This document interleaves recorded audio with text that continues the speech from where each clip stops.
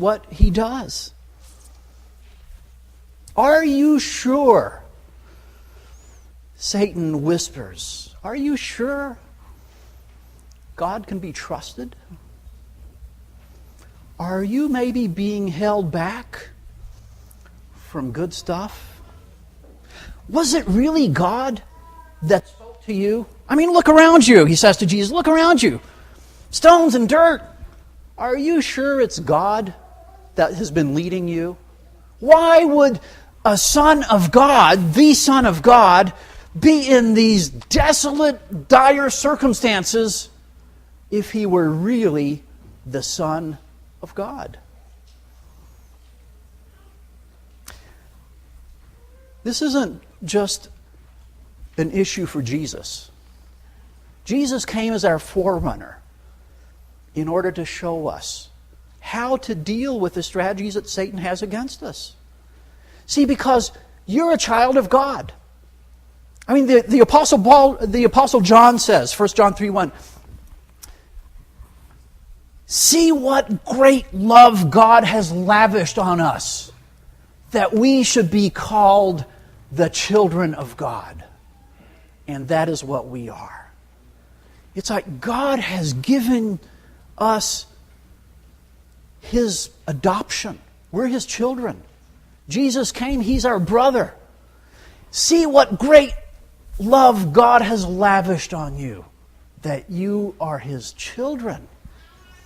And Satan comes and he says, are you really sure? Would God treat a child, His child, like you're being treated now?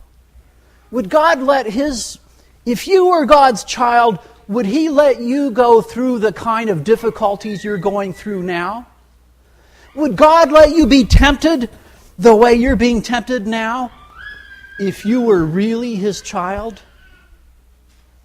Satan wants to steal from you the relationship that God has given you.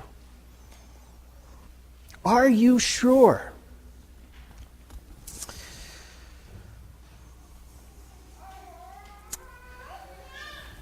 Jesus answers, verse 4. It is written, people do not live by bread alone.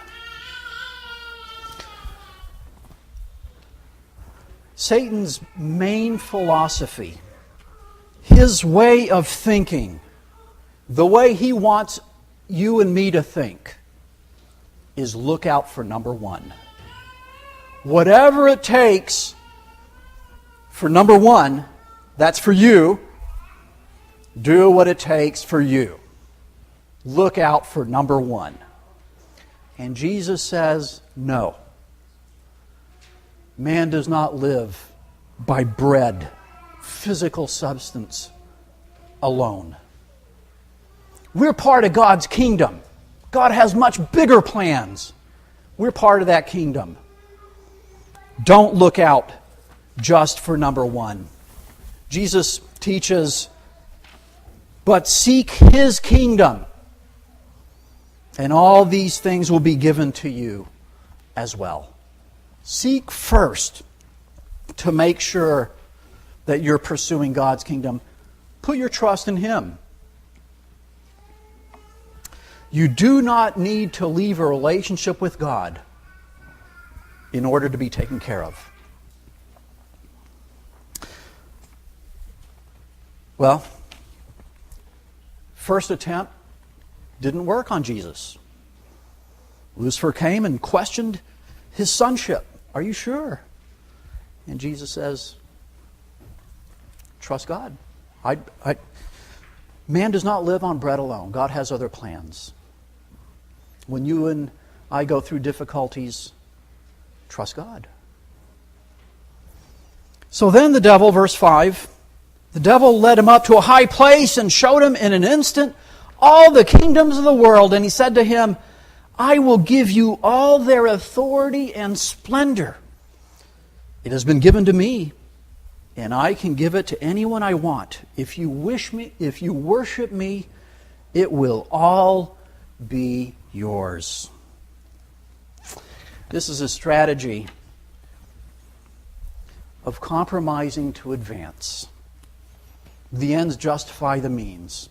It's like, you just compromise with me on this, and look what I will give you.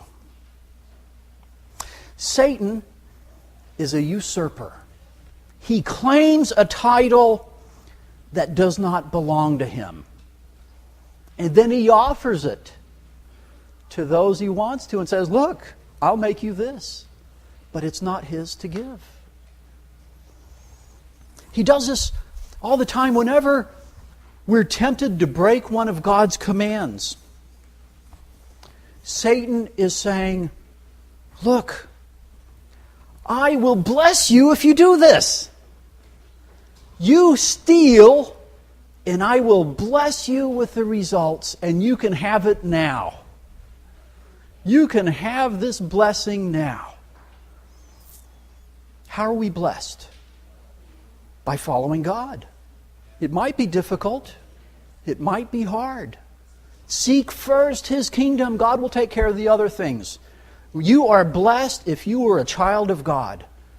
Satan wants to say, no, you listen to me, I'll bless you. You lie. Lie about that thing. You'll get away with it and you'll be promoted. I'll bless you. Whose blessing do you want? Satan is a usurper. He cannot give what he promises. God says, you're my children. Trust me. Do justice. Love kindness. Walk humbly. And I will bless you, God says. Well, Jesus responded, it is written, worship the Lord your God and serve Him only.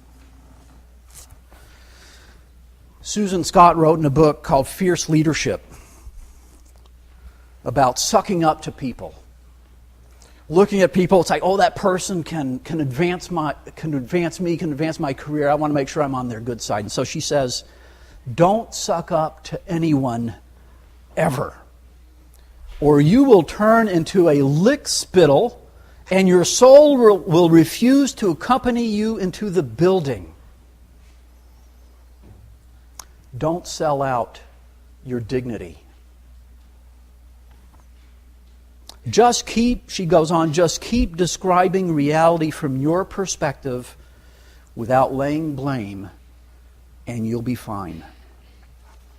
Jesus simply said, worship God alone. That's end of discussion. And so when Jesus did not accept that temptation, then Satan went on and tried his third strategy. Verse 9, Luke chapter 4, verse 9. The devil led him to Jerusalem and had him stand on the highest point of the temple. If you're the Son of God, he said, throw yourself down from here, for it is written, He will command His angels concerning you to guard you carefully. They will lift you up in their hands so that you will not strike your foot against a stone. Now, this is the opposite of that first temptation where he tries to introduce doubt and he says, are you sure you're the Son of God? This is a temptation of presumption. He says, boy, if you're the Son of God, man, you could do whatever you want. Go wherever you want. Do whatever you want. You're the son of the King. You're protected.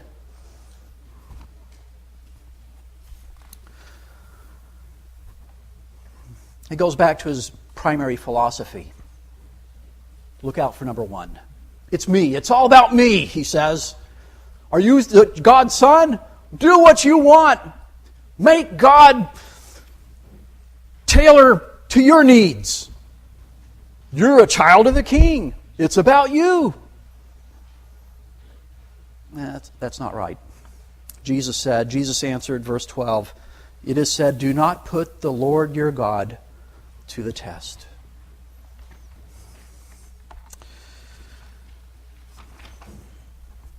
Verse